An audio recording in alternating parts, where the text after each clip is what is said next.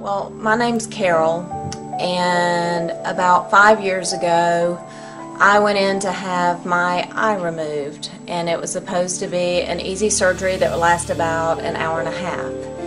And sometime after they put me to sleep, I woke up to hearing disco music and somebody screaming, "Dig harder, dig deeper!" And all I could think was, I'm awake!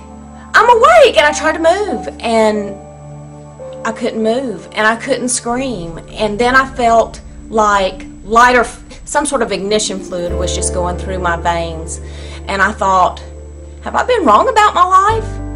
Maybe I'm in hell. You know, I never really got a full answer as to what happened during the surgery, but I can tell you that I had to have 2 additional surgeries after that. Can you imagine the fear of having to have another surgery after that happened with you the first time? I have PTSD, and I take medication for that and probably will for the rest of my life. Well, you can only imagine. It's terrifying to go to the doctor now. I'm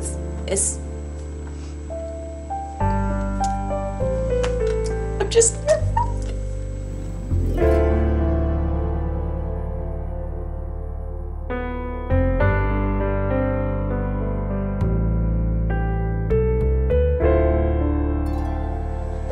So about 2 years ago, me and my family experienced a horrible tragedy. My wife at the time was 16 weeks into her pregnancy, and she began going into labor.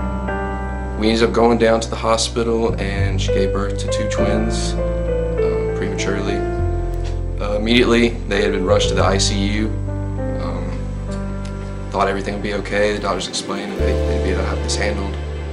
Apparently, though, that the nurse taking care of them at the time, she was supposed to give 100 units of heparin, a routine thing to flush the IV catheters to my children. She ended up grabbing the wrong vial of adult heparin and giving over 1,000 times the prescribed amount of heparin to my children. They ended up both dying because of the complications that happened. Obviously, protocols and regulations weren't followed, and I don't necessarily blame the nurse. The nurse was a mistake that was made. It turned out that the pharmacy company had been printing these labels to these heparin vials that looked really similar to these new ones they developed and were shipping out to all these hospitals, but no recall had ever been done to try to fix this mistake of 2 different vials of completely different dosages looking very similar. And so I think it was just wasn't necessarily her fault alone. It was a whole fault in the system that regulations weren't being followed, and actually started an organization to try to bring awareness to all these mistakes happening, because it turned out that at that same hospital, my children weren't the only children that died from this type of mistake. There was 3 other children that also died from the same type of mistake of these misprinted vials that hadn't been recalled because they're looking similar. So I think it's a big mistake that, it happened not only just in this hospital, hospitals all across the country, and I think we're trying to really bring awareness to that things need to be changed. There need to be more protocols and regulations really locking down this type of thing, because mistakes like this shouldn't be happening. I think the future will be better. I think there's a lot of doctors on board, a lot of medical staff and directors at the hospitals. They're all working together to try to really bring a change in the healthcare and really lock down these new regulations and protocols and things that nurses and staff can do to really try to watch out for mistakes like this, so this doesn't happen, this type of tragedy doesn't happen to other families like it did to mine.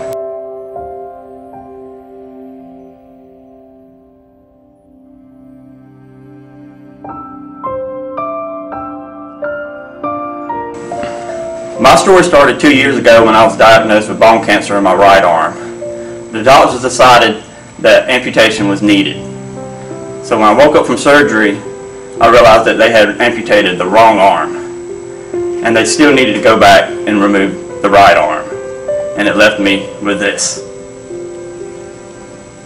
Before any kind of medical procedure or operation, you need to mark the site that needs to be operated on. And you also need to mark the site that does not need to be operated on. If they're going to operate on your right side, you need to mark the left side.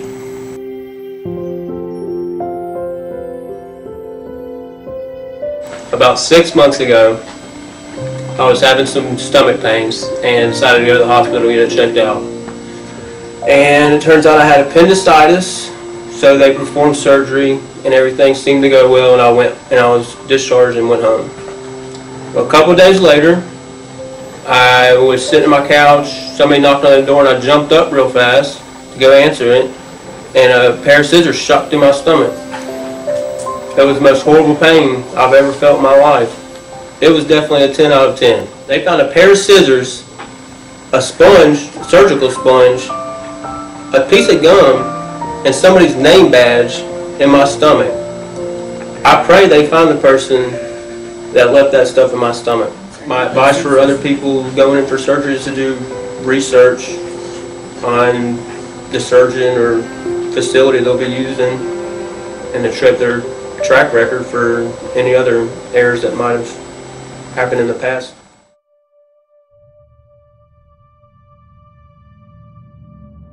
This could have been avoided if they had the right things in place. Like, I just don't understand. I just really, she was only 17. Like, I just miss her so much. After surgery, her surgeon completely took responsibility for what happened, which, I mean, that's great and all, but it wasn't entirely his fault. And so there were deeper issues going on there, and the proper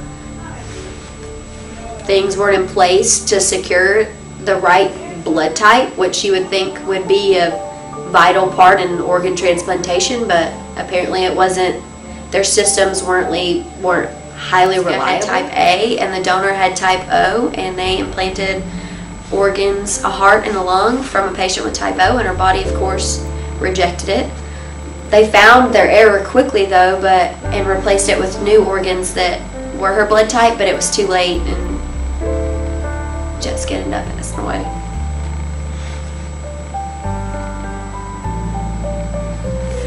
But one good thing did come out of this. They have systems in place now to prevent this type of thing, and I just pray to God this never happens to anyone else or anyone else's family, because it tore my family apart. I mean, Jessica was only 17. She had her whole life ahead of her, and then something like this.